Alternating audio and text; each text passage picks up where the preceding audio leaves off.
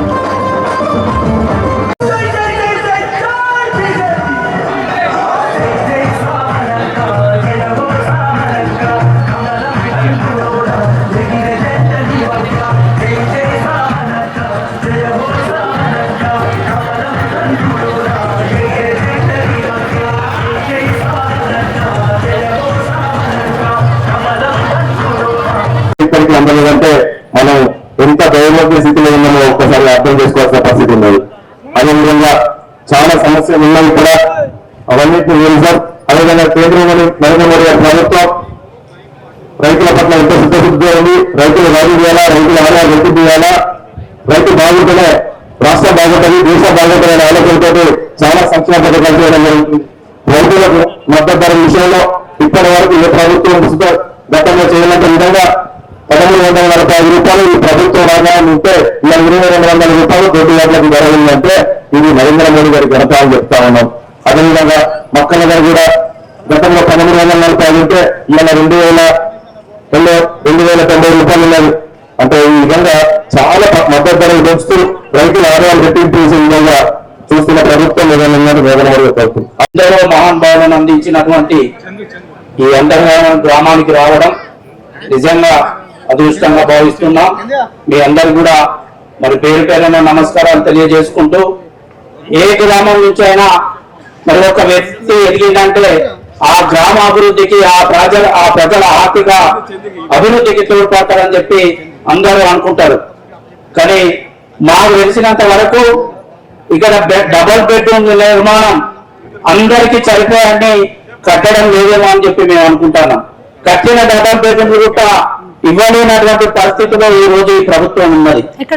మరి ఒకటే విషయం అర్థం చేసుకోవాలా, ఆ రోజు ఈ రాష్ట్ర ప్రభుత్వం ఎలక్షన్ ముంగట ఎంత మందికి డబుల్ బెడ్రూమ్ అవసరం ఉంటే అంత మందికి వారి జాగాల్లో వర్తిస్తాం, లేదంటే ప్రభుత్వ స్థలంలో ప్రతి ఒక్కరికి డబుల్ బెడ్రూమ్ నిర్మాణం చేసిస్తామని చెప్పి ఆ రోజు చెప్పడం జరిగింది.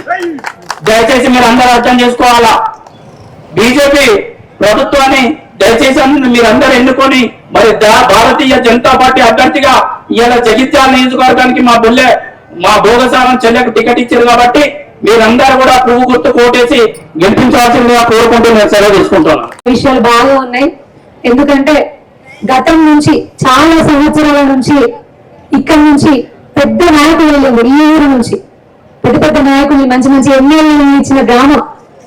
ఉమ్మడి రాష్ట్రం ఉన్నప్పుడు కూడా మన గ్రామం నుంచి మంచి మంచి నాయకులు ఎమ్మెల్యేలుగా వెళ్ళిండు, రాష్ట్రానికి శాసనసభకు వెళ్ళిండు. మరి మన ఊరు పరిస్థితి ఎట్లుంది? మన ఊరు పరిస్థితి ఎట్లుంది? ఇప్పుడు ఉన్నటువంటి ఎమ్మెల్యే కూడా మన ఊరు సొంత గ్రామం, అవునా? మన ఊరు సొంత గ్రామం. మరి గ్రామం పరిస్థితి ఎట్లుంది? ఇప్పటికీ సగం రైతులు రాని పరిస్థితి, ఇప్పటికీ సగం ఇంటింటికి మంచినీళ్ళు రాని పరిస్థితి. రైతులు 200 మంది ఉంటే దళిత మంది ఇచ్చారు ఇద్దరిగా సొంత గ్రామం కదా. కవితమ్మ గారు ఒకప్పుడు దీన్ని దత్తతగా తీసుకున్నారు కదా, కవితమ్మ గారు దత్తత తీసుకున్నారు. ఎమ్మెల్యే గారు, ఇప్పుడున్న ఎమ్మెల్యే గారు, మనరాగా వేసిన ఎమ్మెల్యే గారు దత్తత తీసుకున్నారు. సొంత గ్రామం.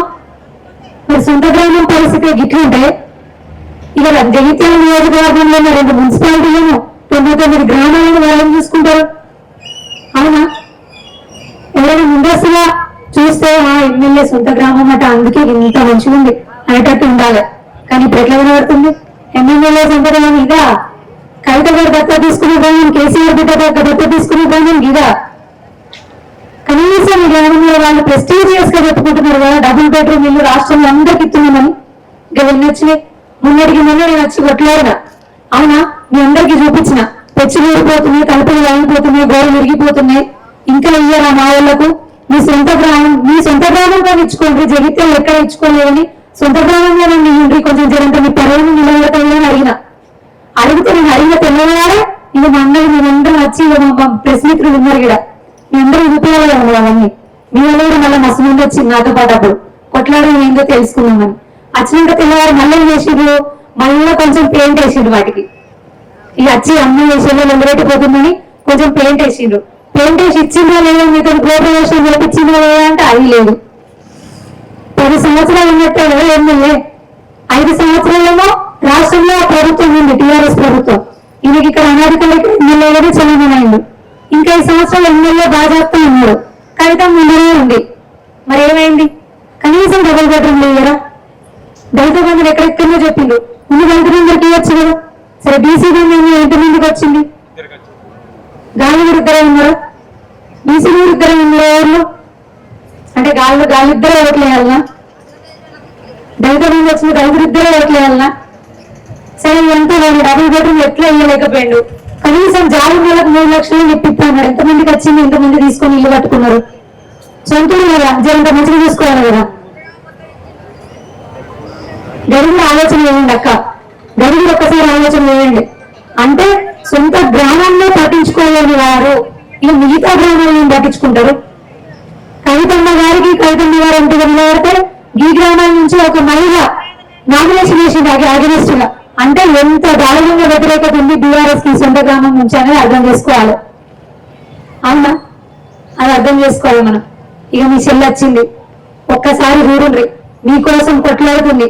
ఈ రోజు కూడా నేను ఇక్కడికి వస్తున్నా అని తెలిసి బెదిరింపులు వచ్చినాయి. ఇక ఇక్కడున్న మా తమ్ముళ్ళందరికీ బెదిరింపులు వచ్చినాయి, మా అక్క చెల్లెలకు బెదిరింపులు వచ్చినాయట. ఏం రాజకీయాలు? బెదిరిస్తే మనం మరి బతికెట్లా? ఇప్పటికైనా ఆలోచన వేయాలి. ఇన్ని సంవత్సరాల నుంచి మోసపోతూనే వస్తున్నాం. ఇప్పుడు ఇలాంటి ఆలోచన వేయాలి. నేను వచ్చిన నరేంద్ర మోదీ సార్ నన్ను నిలబెట్టింది ఇక్కడ ఎమ్మెల్యేగా. ఇంతవరకు ఎవరైనా మహిళలు నిలిచినారా? మనట్లో ఎక్కువ కానీ మనకు అవకాశం రావాలి ఎమ్మెల్యేగా నిలిచడానికి. మొదటిసారి నిలిచింది మీ చెల్లె. కొంచెం జనంత ఒకసారి వీరండి, మీరందరూ కలిసి గెలిపియాలి. తొక్కాలన్నా మీరే, ఎక్కియాలన్నా మీరే, మీ చేతిలోనే ఉంది అంతా. మీకు ఇంత సతా ఉంటుంది, ఇంత హక్కు ఉంటుంది. మన గ్రామానికి కూడా కుటుంబానికి ఇంత లెక్క చొప్పున ప్రతి సంవత్సరం గ్రామ పంచాయతీకి నిధులు వస్తున్నాయి. మరి ఎవరు పోతున్నాయో, ఎవరు వింటున్నారో? రోడ్లు సక్కలు ఉన్నాయా? మోర్లు సక్కలు ఉన్నాయా? లైట్ల వ్యవస్థ సక్కలు ఉందా? లైట్ల వ్యవస్థలోకి ఎంత బాధపడుతున్నారు మీరు? అవునా? ఎంత బాధపడుతున్నారు? ఇవన్నీ కూడా మీ డబ్బులు తీసుకొచ్చి మీకు ఖర్చు పెట్టే బాధ్యత నేను తీసుకుంటా. ఇవతో కాదు డబుల్ బెడ్రూమ్ ఇచ్చు. నేను చెప్తున్నా, ఇప్పుడు వచ్చి చెప్పిపోతున్నా, మీ ఆడబిడ్డలు వచ్చి చెప్పిపోతున్నా. ఇల్లు లేని వాళ్ళందరికీ కూడా గెలిచినంత వెంటనే ఇల్లు ఇప్పించే బాధ్యత నాది. అది మాత్రమే కాదు, మన గ్రామంలో ఉన్నటువంటి ప్రతి రహదారికి మంచి రోడ్లు ఇప్పించి మోర్లు ఇప్పించే బాధ్యత నేను తీసుకుంటా. ప్రతి ఇంటింటికి కూడా త్రాగునీరు మంచినీరు ఇప్పించే బాధ్యత నేను తీసుకుంటా. ఇది మాత్రమే కాదు, లైట్ల సౌకర్యం వచ్చేట్టు కూడా నేను చూసుకుంటా. అంతెందుకు ఇంత రైతులు మేము రైతులను మంచిగా చూసుకుంటున్నామని అన్నారు కదా. ఈ ఊళ్ళో రైతు బంధువులు వచ్చిందా? ఎంతమందికి వచ్చింది? రైతులందరికీ రైతు బంధు వచ్చిందా? అంటే సొంత గ్రామంలో కూడా రైతులందరికీ రైతు బంధు ఇచ్చుకునే స్థితిలో ఉన్నారు వాళ్ళు. ఇది ఇంకోసారి సొంత గ్రామం అని చెప్పద్దు ఇక.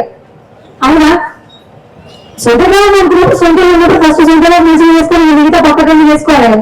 గక్కలేక గిక్కలు లేకపోయా.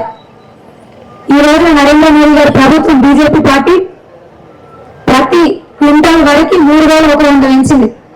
అంటే 900 అదనం ఇస్తున్నట్టు. 2,200 ఇప్పుడు ఉంది, 3,100 మద్దతు ధర వేస్తా ఉంది.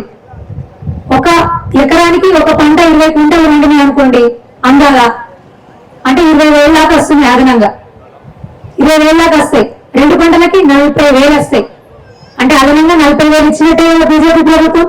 మళ్ళీ ఇంకో విషయం, రైతు బంధు అనేది రైతు భూమి ఎవరి పేరు మీద ఉందో ఆ రైతుకే వస్తుంది. మేము ఇచ్చే ఇప్పుడు ఈ 40,000 అని చెప్పినాం కదా 2 పంటలకు ఎకరానికి. ఈ 40,000 ఎవరైతే రైతు పంట పండిస్తారో వాళ్ళ కౌలు రైతులు ఉంటారు, పాలు తీసుకునే వాళ్ళు ఉంటారు, అందరూ ఉంటారు, వాళ్ళకు కూడా లాభం జరుగుతుంది. అవునా? ఎంత మంచి ఉంది ముచ్చట, ఎంత మంచి ఉంది కాదా? ఇక ఇందాక అన్న చెప్పిండు ఎరువులు విత్తనాలు కొనడానికి కూడా మేము 2,500 ఇస్తాం. గది కూడా ఉంది. ఇక మీరు అరవిందన్న బాండ్ పేపర్ రాసిచ్చిండు. రాసిచ్చినాక ఏం చేసిండు? ఈరోజు పసుపోటు తీసుకొచ్చిందా? పసుపోటు వచ్చిందా? ఎంతమంది రైతులకు మద్దతు ధర దొరుకుతుంది పసుపోటుతో? ఇప్పుడు 10,000 నుంచి 12,000 దాకా మద్దతు ధర గిట్టుబాటు ధర ఇప్పిస్తానని చెప్పిండు. దాంతో అంతకు మించి వస్తుంది గిట్టుబాటు ధర. అదేవిధంగా నేను ఎగుమతి చేసుకోవడానికి కూడా పసుపు మంచిగా ఉంటది. నాణ్యమైన విత్తనాలను కూడా మీకు తీసుకొచ్చి ఇస్తారు చీడపీడని తట్టుకునేటట్టు. ఎంత మంచిగా ఉంది. చక్కెర ఫ్యాక్టరీ కూడా నేర్పిస్తానని చెప్పిండు. అవునా? ఇక మా సోదరు మహిళలు బాగా మంది ఉన్నారు. ఇప్పుడు నేను చెప్తున్నా సంవత్సరానికి 4 గ్యాస్ సిలిండర్లు కూడా ఉచితంగా ఇస్తాం మేము. డెలివరీ పెట్టిపోతున్నా నేను. అంటే అన్ని ఫ్రీ అని చెప్పాం. వీళ్ళలాగా 10 సంవత్సరాలు మోసం చేసి ఏం చేయకుండా ఉండవు. ఏదైతే మనకు అవసరమో ఉచిత విద్య, మన పిల్లలు ఇంత చదువుకోవాలి కదా వదినమ్మ, ఏం చేసినా వాళ్ళ కోసమే. మనం కడుపు కట్టుకొని వాళ్ళే చక్కగా చదువుకున్నప్పుడు స్కూల్లో పరిస్థితి మంచిగా లేనప్పుడు ఎట్లుంటది? ఇక్కడ స్కూల్లో అన్ని సౌకర్యాలు ఉన్నాయి. ఎక్కడ కాంపౌండ్ వాళ్ళు ఉందా? మంచి బోర్డులు బెంచీలు ఉన్నాయా? టాయిలెట్లు ఉన్నాయా? ఉన్నాయా? మరి లేవు. అంటే స్కూల్లో కూడా మంచిగా చూసుకోలేదు. చదువుకున్న ఉండే కూడా అవన్నీ బాగా చెప్పించి ఇచ్చే బాధ్యత నాని. అది మాత్రమే కాకుండా సంవత్సరానికి 10 లక్షల ఉచిత వైద్యం. ఒక్కసారి అవకాశం ఇవ్వండి, ఆశీర్వదించండి. నవంబర్ 30 గురువారం 3వ నెంబర్ నాకు మంచిగా ముచ్చటైన నెంబర్ 3వ నెంబర్ వచ్చింది. గుర్తు